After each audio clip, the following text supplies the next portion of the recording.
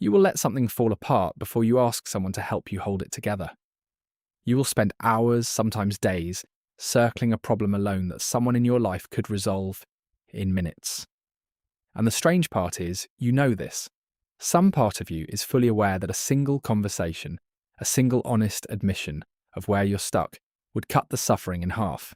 And you still won't do it.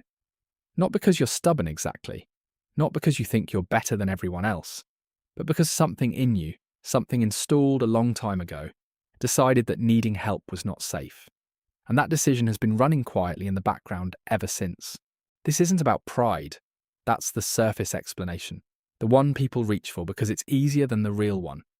What's actually happening is more specific, more human, and a lot more interesting than pride. Let's start with what asking for help actually requires. On the surface, it looks simple. You identify a problem, you find someone who can assist, you open your mouth. But underneath that, your brain is doing something far more complicated.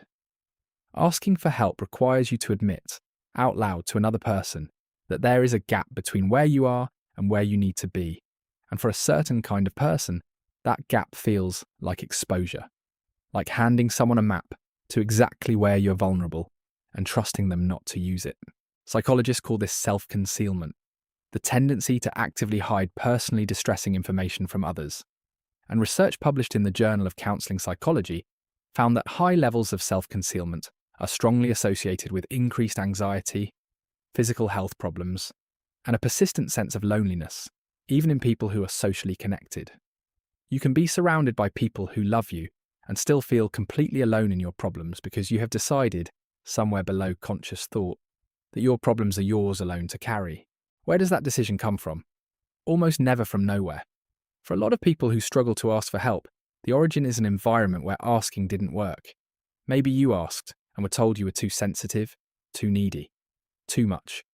Maybe you asked and the person you asked wasn't capable of showing up, and you learned in that moment that depending on someone meant risking a particular kind of disappointment. That hurt worse than just handling it yourself. Maybe nobody asked in your house. Maybe the adults around you wore their self-sufficiency like armor, and you absorbed the message without anyone saying a word. Strength means silence. Need is weakness. Handle it. Children are extraordinary observers and terrible interpreters. They watch what the adults around them do and build entire belief systems from it without the context to understand why. If the adults in your world never asked for help, you didn't learn that asking is normal. You learned that not asking is what strong people do. And you wanted to be strong, so you stopped asking. Here's where neuroscience enters the picture. When someone who has been conditioned to associate vulnerability with negative outcomes approaches a moment where they might need to ask for help, the brain's threat detection system, the amygdala, activates. Not because there is actual danger, but because the brain has stored the emotional memory of what vulnerability once cost. Research on conditioned emotional responses shows that the brain does not distinguish cleanly between a past threat and a present situation that resembles it. The feeling is real even when the danger isn't. So the moment you consider reaching out, something in your nervous system signals warning before you've even picked up the phone, and you back away from it without fully understanding why. This is not weakness, this is your brain doing exactly what it was designed to do, protect you based on what it learned. The problem is that it learned in a context that no longer exists and it hasn't been updated. There's also something called self-reliance identity, a core belief that being capable and independent is not just something you do, but something you are. For people who built this identity early, often out of necessity, asking for help doesn't just feel uncomfortable. It feels like a threat to who they are. If I need help, then I am not the person I believe myself to be. And that is a much bigger psychological stakes than simply solving a problem. Research from the University of Waterloo found that people with high self-reliance identity were significantly less likely to seek help, even in situations where help was clearly available and appropriate.